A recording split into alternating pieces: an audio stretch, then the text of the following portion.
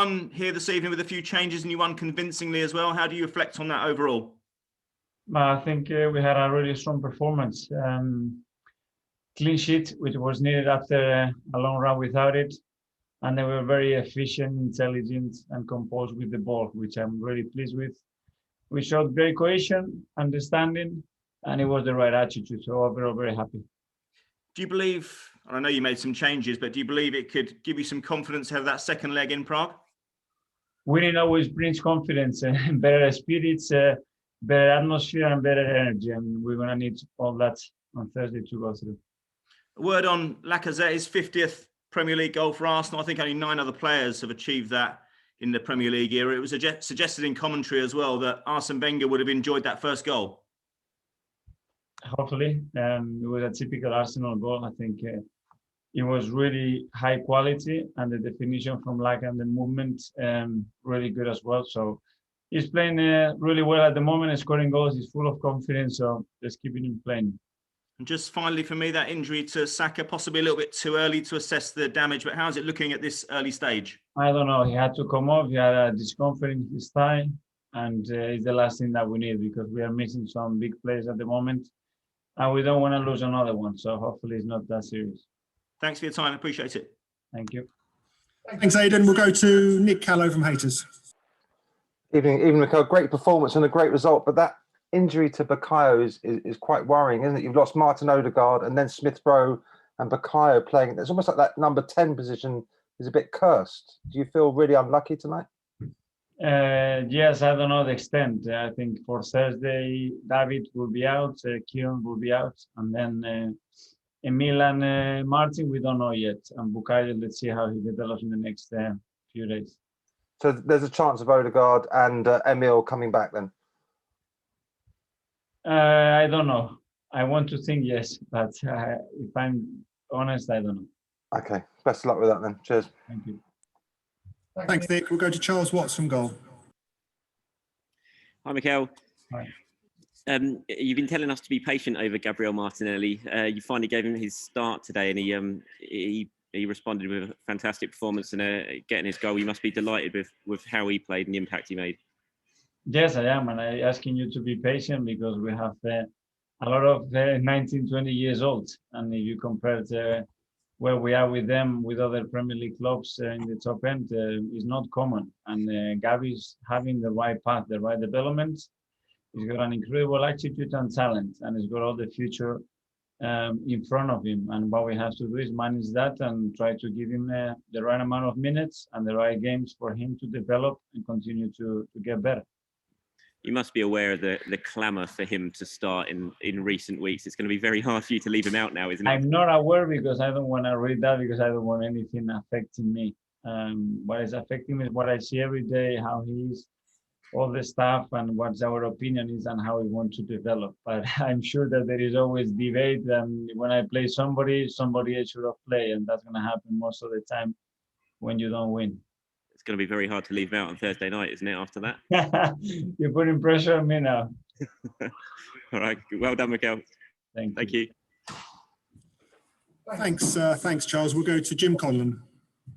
Hi, Mikel. Just a few words on Laca there in terms of his goal ratio. Just looking at the stats, that's 5 goals in the last 5 games he's featured in. The only game that he didn't score was your 3-0 loss to Liverpool. Going back to the 28th of February, he scored in. So he's in a rich reign of form at the moment. He's going to have a big role to play in your remaining games.